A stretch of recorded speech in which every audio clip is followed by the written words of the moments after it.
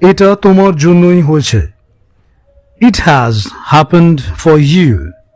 হয়েছে বলে has happened হল। এটার কোনো দরকারই ছিল না। ইট didn't have any effect or need.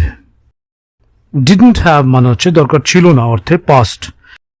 Effect হলে দরকার কথাটা বলা যায়, নিড হলেও সেটা একই জিনিস বলা যায়। এটা এখান থেকে সরিয়ে নাও। Take it away from here. একদম প্রেজেন্টেতে হবে। এটা এখানে থাকার কথা না। It is not to be here. Not to be here থাকার কথা না অর্থে। এটা কোথা থেকে এলো? where from it has come here।